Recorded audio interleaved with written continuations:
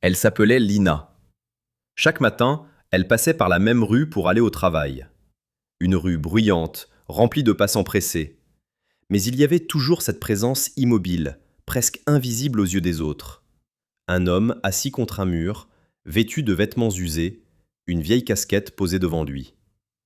Personne ne lui parlait. Sauf Lina. Au début, ce n'était qu'un simple geste, une pièce, un sourire. Puis un jour, elle s'arrêta vraiment. « Bonjour, comment vous appelez-vous » L'homme leva les yeux, surpris. Peu de gens lui adressaient la parole. « Daniel » répondit-il calmement. Ce jour-là, ils échangèrent quelques mots. Le lendemain, Lina revint. Puis le lendemain encore. Petit à petit, leurs conversations s'allongèrent. Ils parlaient de tout, de la vie, des rêves, des regrets. Daniel avait une manière étrange de s'exprimer, profonde, posée, presque élégante. Il semblait avoir vécu 1000 vies. Lina, elle, se sentait apaisée à ses côtés.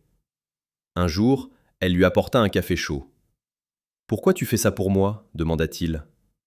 Elle haussa les épaules, un léger sourire aux lèvres. « Parce que tu me fais du bien » Le silence s'installa. Mais ce n'était pas un silence gênant. C'était un silence qui rapprochait. Les semaines passèrent. Lina ne voyait plus Daniel comme un mendiant. Elle voyait un homme, sensible, intelligent, différent des autres. Et sans vraiment s'en rendre compte, elle tomba amoureuse. Oui, amoureuse d'un homme que le monde ignorait. Un soir, alors que la pluie tombait fortement, Lina trouva Daniel trempé.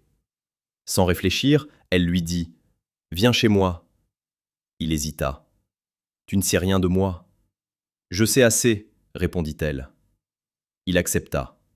Chez elle, il découvrit un petit appartement simple mais chaleureux. Elle lui donna des vêtements propres, lui servit à manger. Daniel observait chaque détail avec attention, comme s'il redécouvrait une vie qu'il connaissait déjà. Ce soir-là, ils parlèrent longtemps, très longtemps. Puis Lina posa la question qui brûlait ses lèvres depuis des jours. « Pourquoi es-tu dans la rue » Daniel resta silencieux. Son regard changea. « Parce que j'ai voulu voir le monde tel qu'il est vraiment. » Lina fronça les sourcils. « Je ne comprends pas. » Il inspira profondément. « Je ne suis pas pauvre, Lina. » Elle crut à une blague. « Arrête. Je suis riche, très riche. » Le silence tomba. Lina le fixa, cherchant un signe de mensonge. Mais il n'y en avait pas. « J'ai tout perdu, intérieurement, » continua-t-il. « L'argent, les entreprises, les luxes, tout ça ne me rendait plus humain. Les gens m'approchaient pour ce que j'avais, pas pour ce que j'étais. » Il la regarda droit dans les yeux. « Alors j'ai tout quitté. J'ai voulu savoir si quelqu'un pouvait encore me voir, moi. » Les larmes montèrent aux yeux de Lina. « Et moi ?» Un léger sourire apparut sur les lèvres de Daniel. « Toi, tu m'as vu dès le début. » Elle recula légèrement. « Tu m'as testé ?»« Non. Je me suis découvert grâce à toi. » Le cœur de Lina battait fort. Elle était perdue entre colère, surprise et amour. « Pourquoi ne me l'avoir dit plus tôt ?»« Parce que je voulais être sûr que ce que tu ressens n'a rien à voir avec ce que je possède. » Un long silence. Puis Lina s'approcha. « Tu sais quoi ?»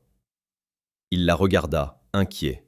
« Même si tu n'avais rien, ou même si tu avais tout, ça ne change rien. » Elle posa doucement sa main sur la sienne. « Je suis tombée amoureuse de l'homme que j'ai rencontré dans cette rue. » Les yeux de Daniel brillèrent. Pour la première fois depuis longtemps, il se sentait vu. Vraiment vu.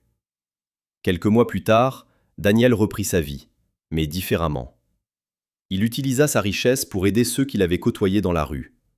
Mais surtout, il ne s'assit plus jamais seul. Parce que Lina était toujours à ses côtés.